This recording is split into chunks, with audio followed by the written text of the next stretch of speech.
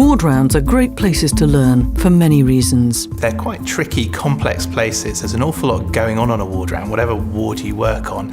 And the other bit is that they've got quite a lot of history to them. If you think back to old films or old photos or those sort of Victorian photos of everyone standing upright and in very formal settings.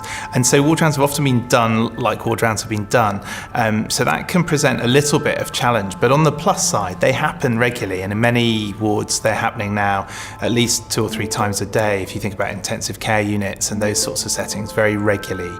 And now with the sort of move towards 7-day working, they're happening at weekends, they're happening in weekday evenings. So that regularity provides a place where a lot of time in the day is spent, so really important that there's some learning there. There's fantastic sort of conversational material. The ward rounds are about looking after patients, about getting care right. And so the conversations and the learning that come off that are very, very rich. Because they happen regularly, you can try things. The upside-down ward round has been designed to help prevent consultants taking over and taking the decision-making away from the team. It really does what it says on the tin. It's about people changing roles. So as the consultant, the easiest way to grab that moment is to get hold of the notes. So traditionally, the sort of the realm of the foundation year doctor, that's their job to write in the notes. But get hold of the notes, claim that you can still write and a pen, and it just puts you in a slightly different position where you're able to take much more of a watching brief around what's going on, and actually asking one of the junior doctors, the foundation year doctor or one of the junior trainees, to be the lead. Introductions and names are crucial for both safe care and for learning. Everyone should be introduced to every single patient. People say there's not time for that. There has to be time for it. So getting them to introduce themselves and to lead the conversations and discussions and to lead the discussions with the family about what the thinking is of the team and what the decision making is around that. And actually just in holding those notes, you get a really interesting view on what's going on. You get a view on how people are doing things, the ability to feed back to individuals around their thinking and decision making, their clinical skills, their communication skills is really strengthened. You also get some insights into, well, actually the notes and how notes worked, and we classically leave them to the most junior member of the team and don't go back and look at them and look through them. And so that's been a very valuable experience. Time must always be made for learning. The thing we've got to grab hold of is that learning in a ward round setting doesn't have to be hour-long blocks where you're sort of taken off into a seminar room. It's very much around sort of on-the-job learning, bedside learning in its truest sense. And the joy of ward rounds is they're full of interesting things going on, interesting conversations, clinical signs, fantastic people and patients who've got questions. And in delivering really good and safe care to them, they bring up lots of issues and questions that get us all thinking. And so they're great places to think. And the thinking bit is the really key bit for me around the learning. There's a couple of very good papers that are worth digging out. The wonderful paper by David Irby, which was in the BMJ, getting on for 20 years ago, called Teaching When Time's Limited, and has a number of little tricks around compartmentalising teaching in little sort of 2 or 3 minutes chunks whilst doing something. So a ward round would be a good example. But perhaps my favourite is a slightly oddly named skills set called the 1-minute preceptor. And this comes from the United States in the early 90s and essentially is built around this idea of commitment. So the learner has to commit to some sort of idea. You could call it a guess if you want. They've got to commit to some thinking about a particular question. So an issue might come up on a ward round, and as the person leading that ward round or leading the learning, you need to try and create an environment where it really doesn't matter if they get the wrong answer. They've just got to go for it and have a go at one answer. And in a way, the best people to do this with are students on the very first day in the firm or in the placement, because the expectation has to be that they know nothing. And they can go for it and have a go. And they may get the right answer, or they may get the wrong answer.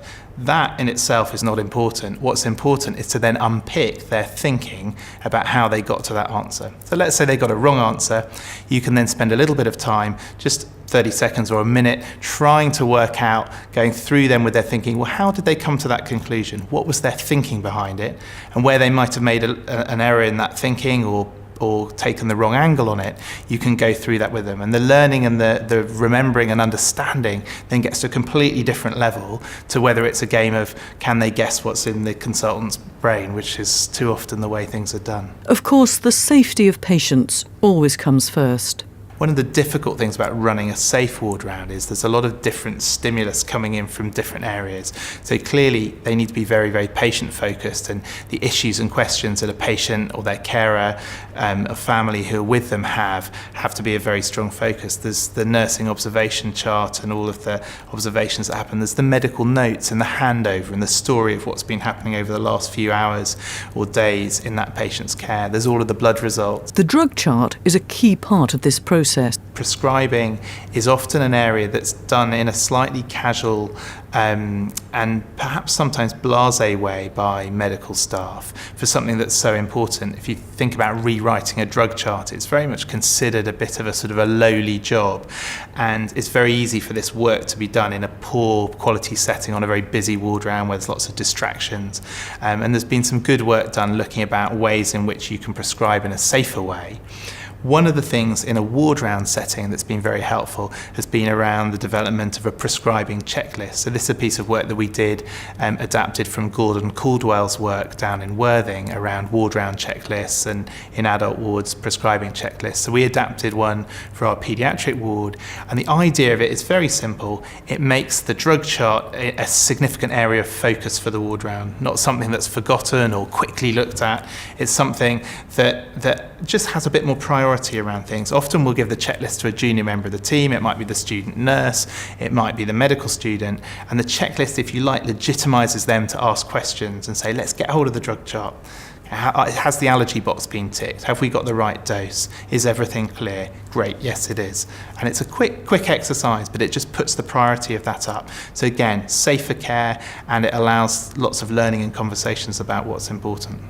Regular ward rounds are an opportunity to experience a wide range of learning. They're that wonderful mix of patients, of families, of the whole multi-professional team. There's really senior doctors on. There's very junior people who've just started their first day on the wards. And that mix is a fantastic opportunity for learning. There's real people, real cases, real sort of illness and issues around health. And it's a great chance to think both about lots of the knowledge-based learning about what's the right diagnosis and what's the right management plan, but also that absolutely crucial bit of healthcare around how we communicate with people, about how we care for people, around the team working and all sorts of other aspects. So I think that's why ward rounds are a fantastic place to learn.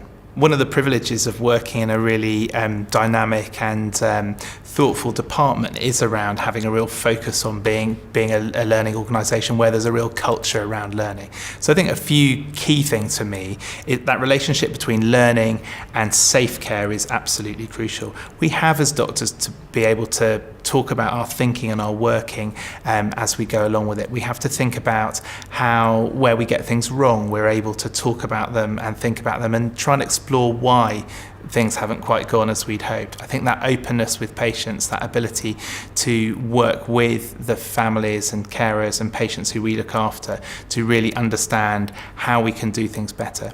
Those stories around terrible things happening to people and families being on the news and saying the one thing that I wish could happen is that someone will learn from this mistake and things. And too often we sort of nod at that and say, yes, that's very, very important. But I think a learning organisation is someone who doesn't just wait for that to happen, but actively goes out and really looks for those learning opportunities.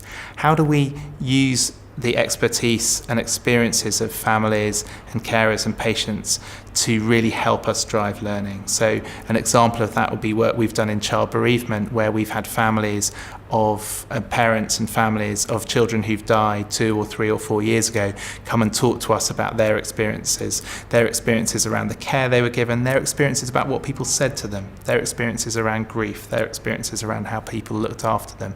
Those sorts of things are hugely valuable learning, and I think, again, being a learning organisation is the sort of place that really values that and really goes out of their way to make that happen. Here are some questions that are intended to get you thinking about this subject in greater depth. Think about a ward round or equivalent meeting to which you contribute. How could you make it more effective in promoting learning? And how do you involve patients? There's further discussion of this topic in our e-learning module on involving patients in clinical teaching. Go to faculty.londondeanery.ac.uk/e-learning and select the topic from the left-hand panel.